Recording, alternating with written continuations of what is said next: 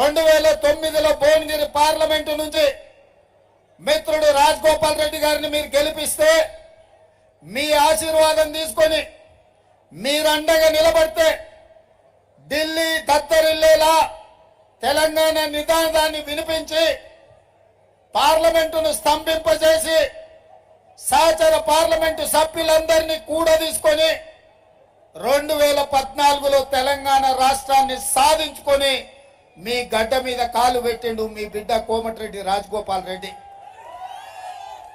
ఏ రోజు కూడా ఏ కష్టాలలో వచ్చినా నష్టాలలో వచ్చినా ఎవరు కన్నీళ్లతో వచ్చినా ఉన్నదంతా తీసిపెట్టి పంచిపెట్టి పేదవాళ్లకు సేవలు అందించి ఈ ప్రాంతంలో మీకు అండగా నిలబడి సొంతంగా ప్రాజెక్టుల కోసం కోట్ల రూపాయలు ఖర్చు పెట్టి ప్రభుత్వం ఇవ్వకపోయినా ఆస్తులు కరగబెట్టి ఈ ప్రాంతంలో మీ ప్రాజెక్టుల కోసం పనిచేసిన మీ బిడ్డ మీ అభిమాన నాయకుడు కోమటిరెడ్డి రాజగోపాల్ రెడ్డి. అదేవిధంగా తెలంగాణ రాష్ట్ర సాధనలో పదవులు పిల్లలు ప్రాణాలు పోతుంటే తెలంగాణ ప్రజలు పదవులు త్యాగం చేయాలని కోరుకుంటే కల్వకుంట్ల చంద్రశేఖరరావు గారు రాజీనామాల డ్రామాల మీద ఎలక్షన్ సెలక్షన్ కలెక్షన్ అని ఉప ఎన్నికలు తీసుకొచ్చి ప్రతిసారి ఎన్నికల బరిలో దిగి హైదరాబాద్ లో ఉండే ఆంధ్రోళ్లను బెదిరించి కోట్ల రూపాయలు మెక్కి అడవి పందిలాక టిఆర్ఎస్ వాళ్ళు బలిచిండ్రు. కానీ ఆనాడు ఉస్మానియా యూనివర్సిటీకి పోయి విద్యార్థులను కలిస్తే విద్యార్థులందరూ కలిసి ఎంకన్నతోటి ఎంకన్నా నువ్వు తెలంగాణ కోసం మంత్రి పదవి రాజీనామా చేయి, తెలంగాణ ఎట్లా రాదో చూద్దామంటే మీ అభిమాన నాయకుడు కోమటిరెడ్డి వెంకటరెడ్డి గారు ఆనాడు మంత్రి పదవిని త్యాగం చేసి నల్గొండ గడ్డ మీద ఆమరణ నిరాహార దీక్ష చేసి చావు నోట్లో తలకాయ పెట్టి తన ప్రభుత్వమైన తన అధిష్టానాన్ని కూడా తెలంగాణ కోసం ఎదిరించి నిలబడి తెలంగాణ రాష్ట్రాన్ని సాధించిండు. ఆయన ఎంకన్నా చెప్పిండు మళ్ళీ తెలంగాణ రాష్ట్రంలోనే ఏదైనా పదవి తీసుకుంటా ఉమ్మడి రాష్ట్రంలో సమైక్య పాలనలో నాకు మంత్రి పదవి వద్దు అని ఆనాడు కొండా లక్ష్మణ్ బాబూజీ ఎట్లా త్యాగం చేసిండో ఈనాడు కోమటిరెడ్డి వెంకటరెడ్డి మంత్రి పదవికి రాజీనామా చేసి మీ నల్లగొండ పౌరుషాన్ని మీ పోరాట పటిమను కోమటిరెడ్డి వెంకటరెడ్డి గారు ఇవాళ నిరూపించారు. వాడెవడో సన్నాసి భూమికి మూరేడు లేడు ఎంకన్నా మస్క కొడుతుండు మంత్రి పదవి కోసం రాజగోపాల్ మస్క కొడుతుండు అంటారు. ఆ సన్నాసికి ఒక్క మాట చెప్పదలుచుకున్నా నేను.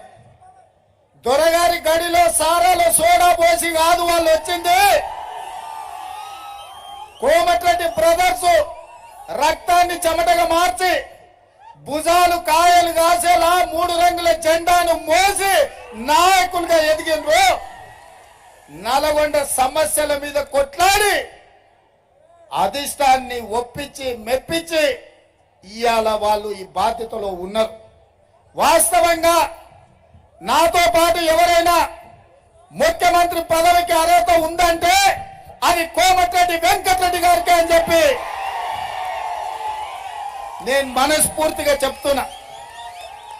ప్రత్యేకమైన సందర్భంలో పార్టీ నిర్ణయంతో నాకు ముఖ్యమంత్రి పదవి ఇచ్చిండ్రు. ఈ పదవిని నేను బాధ్యతగా చూసిన తప్ప అహంకారంతో ఈ కుర్చీలో నేను ఏ రోజు కూడా ఒక్క నిమిషం ఒక్క గంట కూడా కూర్చోలే.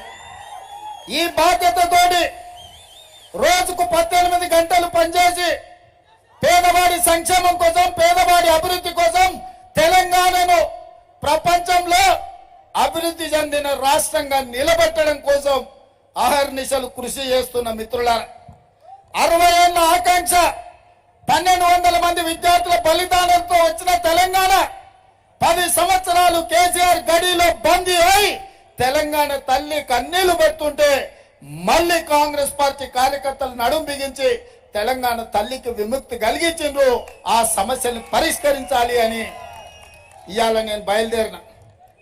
మిత్రులారా, నా ఇంటికి వచ్చిన లీడ ఈ స్థానిక మున్సిపల్ చైర్మన్ కావచ్చు, జిల్లా పార్టీ అధ్యక్షుడు కావచ్చు, చాలా మంది కార్యకర్తలు మీ యాదగిరిగుట్ట ఎంపీపీ కావచ్చు, ఎంపీటీసీలు కావచ్చు, సర్పంచులు కావచ్చు, జడ్పీటీసీలు కావచ్చు, ముఖ్యమంత్రి కాకంటే ముందు మీరెట్లా బాజాబ్తా నా ఇంట్లోకి వచ్చి కలిసిపోయినరో ముఖ్యమంత్రి అయినాక కూడా అట్లనే వచ్చి కలిసినరా లేదా మిత్రులారా?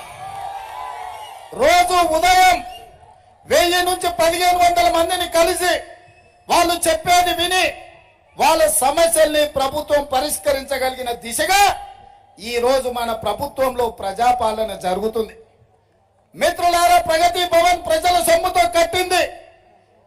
ఒక గడిగా చుట్టుముట్టు ముళ్ళ కంచెలేసి తెలంగాణ ప్రజల్ని నిషేధిస్తే ఏ సమయానికి ఎల్పీ స్టేడియంలో ప్రమాణ స్వీకారం ప్రజాప్రభుత్వం చేస్తుందో అదే సమయంలో గడీల గోడలు బద్దలు కొట్టి ప్రజలకు బాజాప్తా బార్ల గేట్లు తెరిచిపెట్టి బలైన వర్గాల ఆదర్శ దైవం జ్యోతిరావు పూలే పేరు అక్కడ పెట్టిన మాట వాస్తవం కదా కాంగ్రెస్ ప్రభుత్వం అని నేను అడుగుతున్నా.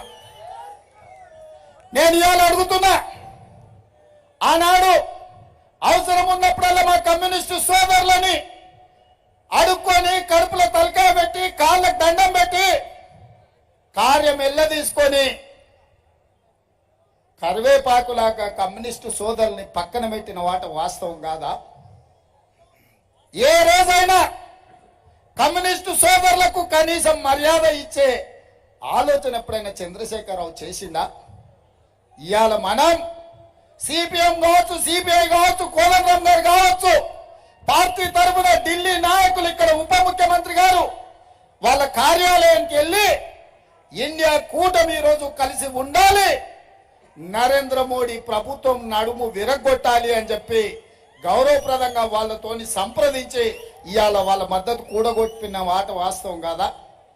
ఒకవేళ ఏదైనా విషయాలలో వాళ్ళతోని భిన్నాభిప్రాయాలు ఉన్నా ఏ రోజు కూడా కమ్యూనిస్టు సోదరులను అవమానించే విధంగా, కించపరిచే విధంగా కాంగ్రెస్ ఎప్పుడన్నా అట్లాంటి వ్యవహారం చేసిందా? ఈరోజు మా కమ్యూనిస్టు సోదరులను ఆలోచన చేయమని నేను అడుగుతున్నా. ఇవాళ ప్రత్యేకమైన సందర్భం దేశంలో దాపురించింది.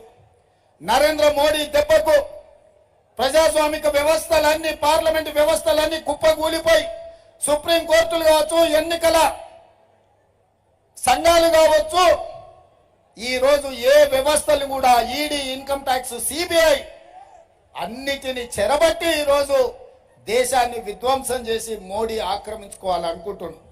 అందుకే డాక్టర్ బాబాసాహెబ్ అంబేద్కర్ రచించిన రాజ్యాంగాన్ని కాపాడాలి అంటే ఈ రోజు ఇండియా కూటమి ఈ దేశంలో గెలవాలి, రాహుల్ గాంధీ గారు ఈ దేశానికి ప్రధానమంత్రి కావాలి అన్న ఆలోచనతోటి ఇవాళ మేమందరం కలిసికట్టుగా మీ ముందరికి వచ్చినాం. నా విజ్ఞప్తి ఒక్కటే మా కమ్యూనిస్టు సోదరులకు, ఏమైనా విషయాలున్నా మనందరం కలిసి కొట్లాడదాం.